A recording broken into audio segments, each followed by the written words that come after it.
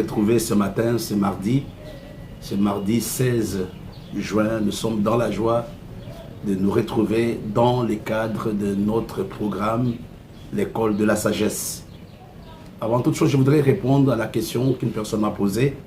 L'école de la sagesse n'est pas du tout un nouveau ministère.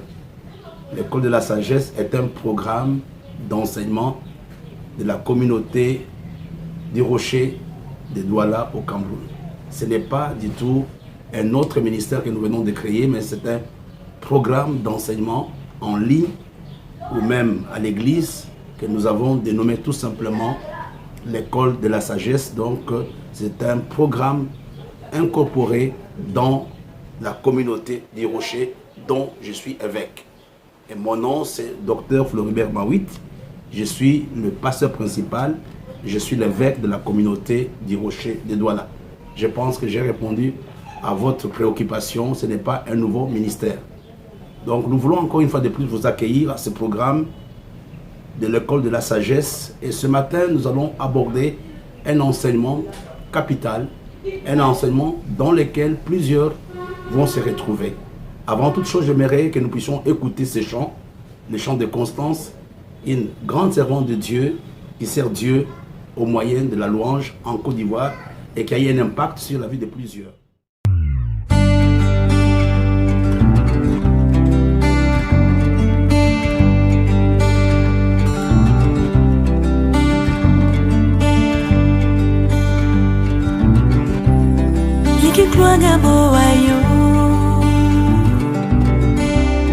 Motimanya Yesu Liki kwanga fia su Anyama na ulenye Liki kwanga moayo Motimanya Yesu Liki kwanga fia su Anyabla na ulenye Forma de foi Jésus wadewo Forma de foi Jésus oh wadewo La fille Yesu oh wadewo oh ma ananga mangwa oh ma ananga mangwa Forma de foi Jésus wadewo Forma de foi Jésus oh wadewo La fille Yesu oh wadewo oh ma ananga mangwa oh ma ananga mangwa oh ma ananga mangwa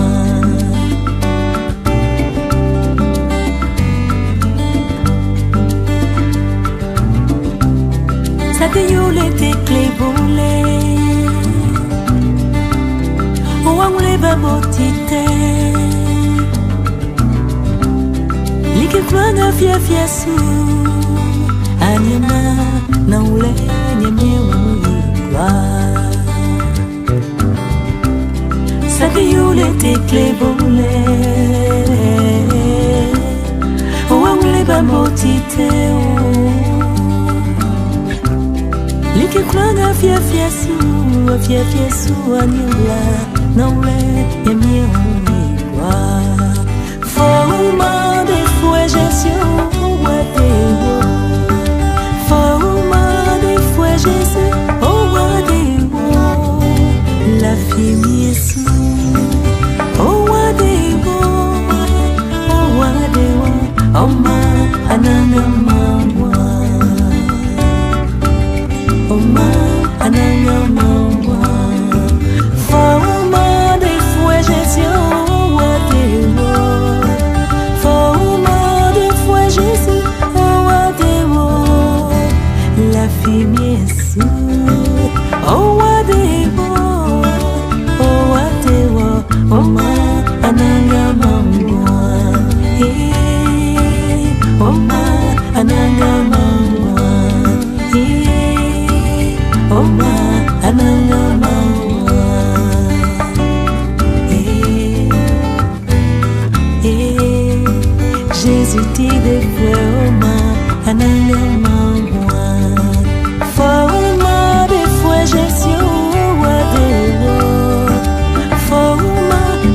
Jésus, oh Wadebo, la finesse. Oh Wadebo, oh ma ananga mangwa. La fille Jésus, oh Wadebo, Jésus tire fouema ananga mangwa. Jésus mananga mangwa. Jésus tire fouema ananga mangwa. La fille Jésus ananga mangwa. Après ces chants, nous allons passer au vif du sujet. Le thème sur lequel nous voulons parler, je voudrais le considérer vraiment comme étant un thème prophétique. Je voudrais que tu te retrouves dans le message et que tu puisses te l'approprier comme étant le tien.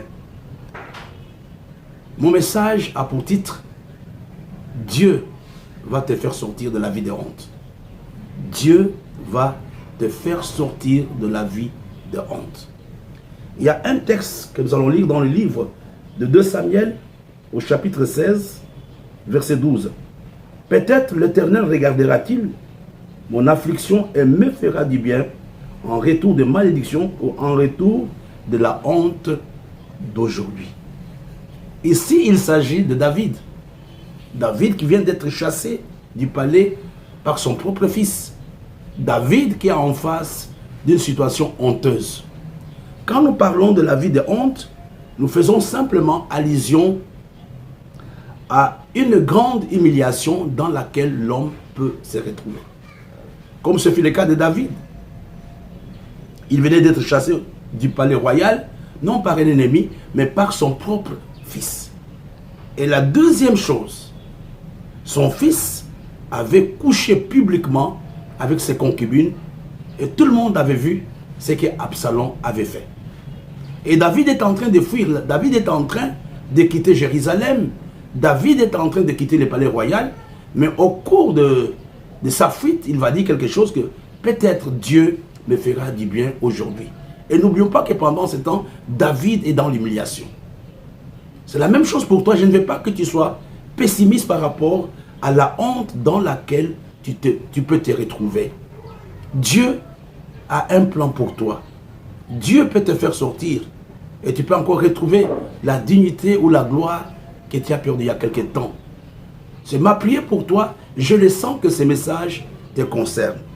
Nous allons voir ensemble c'est quoi avoir une vie de honte. Je peux vous donner quelques points. Le premier point, un homme qui est dans la vie de honte est un homme qui se sent diminué. C'est un homme vraiment qui se sent diminué, qui ne peut pas parler, qui ne peut rien faire, qui ne peut rien décider. Il y a un bon exemple dans la parole de Dieu, dans le cas de Job. Job a connu la vie de honte. C'était un homme qui était consulté, c'était un homme qui était apprécié, mais à un certain moment, Job lui-même dit que je suis devenu l'objet de moquerie des gens. La vie de honte est une vie dans laquelle on se sent diminué. La vie de honte est une vie dans laquelle on est impuissant devant certaines situations. On ne peut pas les résoudre. On n'a pas de solution. Peut-être à part pleurer. Peut-être à part être stressé. C'est une vie d'impuissance. La vie de honte est une vie dans laquelle l'homme se sent diminué. La vie de honte est une vie dans laquelle on se sent totalement impuissant. La vie de honte est une vie dans laquelle nous avons l'impression que toutes les faveurs sont bloquées. Tu te retrouves tout seul, tu es devant un problème, tu es devant une difficulté, mais tu as l'impression que tu es dans une île déserte. Tu as l'impression que tu es tout seul et personne ne peut pouvoir t'aider.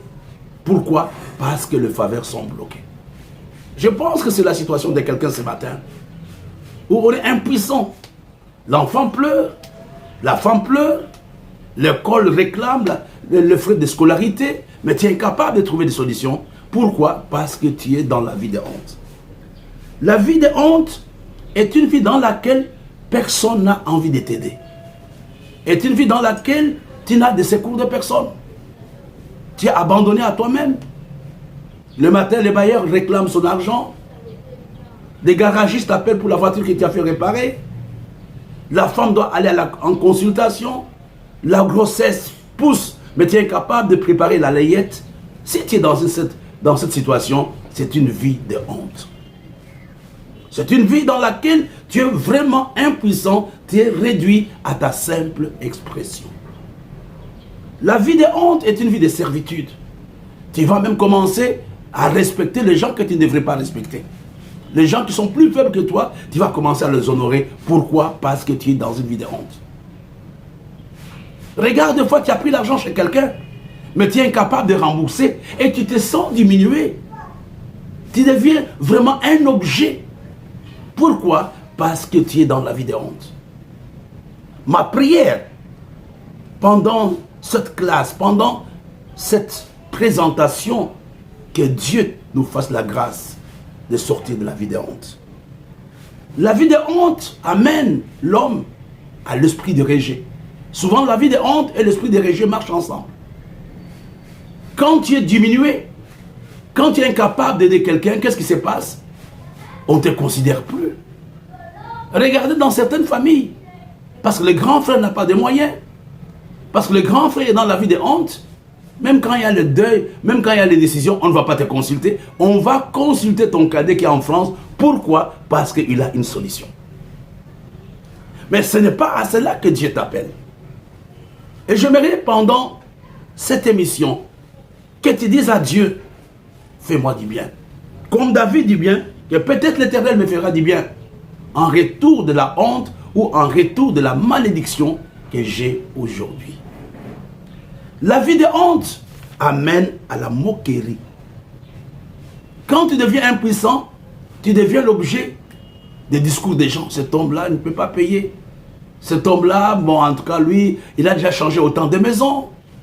Il est incapable, cet homme-là, vraiment. On ne sait pas comment il se débrouille avec ses enfants. Pourquoi? C'est parce que tu as une vie de honte. Je m'adresse à quelqu'un ce matin. Ne pense pas que c'est ça la volonté de Dieu pour ta vie. Dieu t'appelle à une autre vie. Dieu ne veut pas que tu meurs dans une vie de honte. La vie de honte, c'est une vie sans solution. Tu es pasteur, tu es homme d'affaires. Mais à quoi sert ton affaire? À quoi sert ton ministère? Si le plus petit besoin, tu ne peux pas le résoudre. Tu es dans une vie de honte. J'aimerais que pendant ce temps que tu es en train de me suivre, que tu prennes ta main droite, que tu mets dans ton cœur, dis que ce message est le mien. Et Seigneur, j'ai besoin de la délivrance. La vie de honte t'amène à baisser la tête. Pas tu es incapable. Pas tu es impuissant. Le matin tu te lèves, tu ne sais pas qu'est-ce que la femme va préparer. Le matin tu te lèves, tu ne sais pas comment tu vas mettre le carburant dans ta voiture. Et tu commences à déprimer. Tu es dans la vie de honte. Il y a 4 grandes sources de vie de honte. Ou 4 causes, si vous voulez bien. Il y a 4 grandes causes. La première cause qui amène la honte dans la vie de l'homme, c'est une attaque satanique. Ou une programmation satanique. C'est le diable qui te combat, mais toi tu n'as pas encore compris. Toi tu n'as pas encore compris, tu veux tout expliquer, tu veux tout justifier. Non, les temps sont durs, la voilà. Non, parce qu'il y a la pluie. Non, mon frère, le diable tient à t'humilier. Il y a un bon texte dans le livre de Actes, chapitre 28, versets 1 à 4. Nous voyons l'apôtre Paul qui était en train d'aller à Rome. Mais quand il est arrivé dans cette île de Malte, la Bible nous dit que le serpent s'était accroché à sa main. Et les gens ont commencé à parler que cet homme est sûrement un meurtrier. Cet apôtre qui avait eu la révélation de Dieu. Cet apôtre qui avait prié et le malade était guéri. Regardez, devant un incident que le diable va provoquer, il est diminué à sa simple expression. Il y a certains manques. Il y a certains combats, tu peux avoir un bon ministère, mais l'esprit de honte t'attaque. Et les gens commencent à te regarder. La Bible nous dit que l'onction du pauvre est méprisable.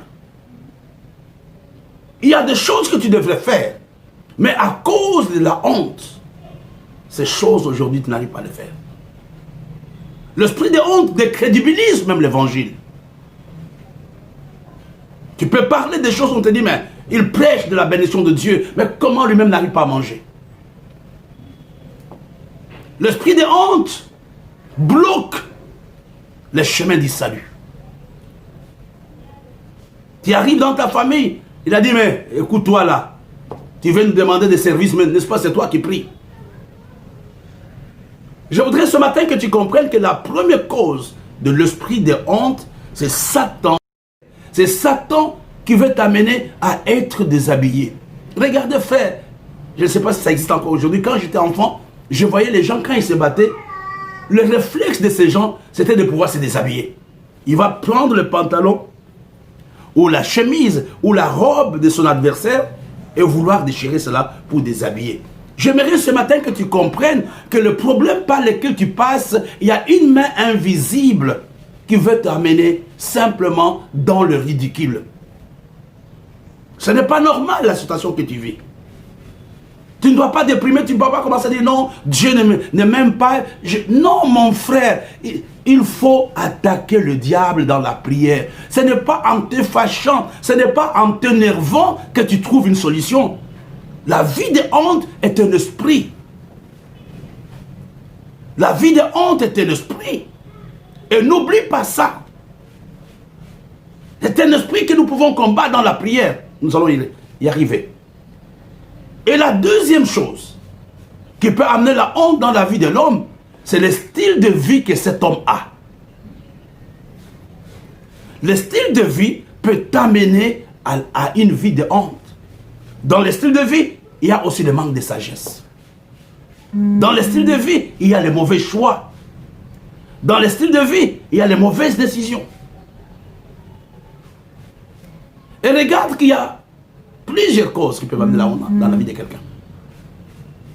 Si aujourd'hui tu commences à boire comme un fou et que tes enfants te manquent de respect, ce n'est pas le diable, c'est ta façon de boire. Et je voudrais ce matin, si aujourd'hui tu dis non, voilà, moi je ne veux plus travailler, vraiment, et tu commences à ne plus être capable de trouver des solutions à ton problème, c'est ton style de vie qui est à la base de la honte que tu as aujourd'hui. Il y a d'abord l'attaque démoniaque. Et la deuxième chose, c'est le style de vie, l'escroquerie. Tu vas commencer à escroquer et ton nom va aller à gauche, à droite. Tu vas dépenser ton argent dans des bistrots. À un moment, tu ne peux plus manger. Le style de vie peut amener la honte dans la vie d'une personne. Je ne suis pas en train de te condamner. Mais je suis seulement en train de vouloir t'amener à quelque chose. Croire que malgré le style de vie que tu as aujourd'hui, Dieu est capable de te faire sortir de cette situation. Nous sommes nombreux. Nous nous sentons concernés par l'esprit de honte. Je suis pasteur. Je suis père de famille. Je suis mari. Je sais de quoi je parle ce matin. Un autre élément qui peut amener la honte dans la vie de quelqu'un, c'est la confiance dans la chair. Il y a un texte dans le livre de Jérémie, chapitre 17, verset 5. La Bible nous dit, « Ainsi par l'Éternel, maudit soit l'homme qui se confie dans l'homme, et qui prend la chair pour son appui, et qui détourne son cœur de l'Éternel. » La deuxième raison qui peut amener la honte, la troisième raison qui peut amener la honte dans la vie d'une personne, c'est quand tu commences à placer ta confiance dans la chair. Quand tu commences à placer ta confiance dans les hommes, à placer ta confiance dans ton intelligence. Je suis ingénieur, je suis médecin, je n'ai plus besoin de Dieu. Mon frère et ma soeur, un style de vie comme celui-là peut un jour aboutir à la honte. Je voudrais ce matin t'encourager à ne plus te détourner de Dieu. Ne pas dire que non, voilà, moi je suis intelligent, je n'ai pas besoin de Dieu. Non, frère, j'ai vu des gens intelligents, mais mourir dans un manque, mourir dans une pauvreté extrême.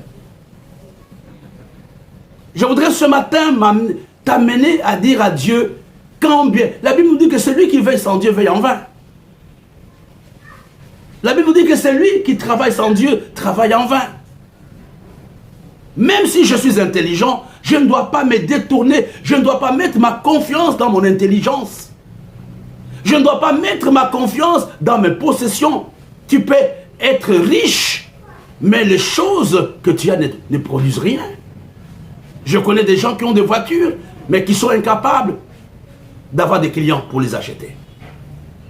Je connais des gens qui ont des maisons, mais qui n'ont pas de bons locataires. Pourquoi? Parce qu'il y a l'esprit de honte dans la vie de ces hommes. La quatrième raison qui peut amener la honte dans la vie d'un homme, et là c'est extraordinaire, c'est Dieu. La quatrième cause, c'est Dieu lui-même qui permet la situation dans laquelle tu te trouves afin de manifester sa gloire. Le cas de Anne, la Bible nous dit que Dieu l'avait rendu stérile. Ce n'était pas les démons, c'était Dieu qui l'avait rendu stérile. Mais quand Anne s'est confiée au prophète, au sacrificateur, quand Anne a commencé à prier, la parole de Dieu nous dit qu'elle a pu avoir des enfants, je crois 5. Je voudrais ce matin que tu comprennes qu'il y a des situations dans lesquelles nous sommes. Dieu veut simplement utiliser ta situation pour manifester sa gloire. C'est comme dans l'île de Malte, les gens ont dit que non, Pierre, Paul étaient meurtriers. Mais à un moment, la Bible nous dit que quand Paul avait secoué la vipère qui s'était attachée à sa main, les gens avaient changé leur façon de parler. Tu passes par un problème, je sais. Tu passes par une difficulté, ne maudis pas Dieu. Et quand nous lisons dans la parole de Dieu, nous voyons que quand bien même David était dans la honte, David n'a pas maudit Dieu. David n'a pas changé sa façon de regarder Dieu. David a continué à aimer Dieu comme Job. Et vous savez, quand souvent nous sommes dans la vie de honte, nous devenons amers, nous devenons méchants, nous rejetons Dieu. Ce n'est pas ça une solution. Quand nous sommes dans la vie de honte, nous avons souvent tendance à avoir une attitude de vengeance. Regardez, malgré ce que l'enfant Absalom avait fait vis-à-vis de son papa n'avait pas du tout changé sa façon de le considérer. Nous le voyons à sa mort, comment David va pleurer parce que son enfant venait de mourir. Je voudrais ce matin que tu ne changes pas d'attitude vis-à-vis de Dieu. La honte ne doit pas t'amener à mettre en compte l'identité des chrétiens. Peu importe les situations difficiles par lesquelles tu passes, ne remets pas en cause ton identité. Tu es toujours serviteur de Dieu. Tu es servante de Dieu. Ne sois pas pessimiste. Nous voyons ici David qui est chassé du palais, mais il croyait encore que Dieu était capable de le ramener à Jérusalem. Peu importe la cause de ta honte, ne sois pas pessimiste. La vie de honte, mes bien-aimés, peut partir quand nous revenons à Dieu. Quand nous commençons à prendre Dieu pour appui. Quand nous commençons à combattre dans la prière. Quand nous demandons la sagesse à Dieu. Et quand nous commençons à prier, Dieu est capable de nous faire sortir de la vie de honte. C'est ma prière pour toi ce matin. Que Dieu te fasse sortir de la vie de honte. Que la gloire et l'honneur de Dieu te soient redonnés. Nous sommes arrivés à la fin de ce programme. Nous avons rendez-vous jeudi à la même heure, à 9h. Que Dieu vous bénisse. Ma prière, que Dieu vous fasse du bien. Ma prière, que vous sortiez de la situation de défaite dans laquelle vous êtes ou dans laquelle nous sommes. Ayez une bonne journée. Que Dieu vous bénisse. With so much peace and joy.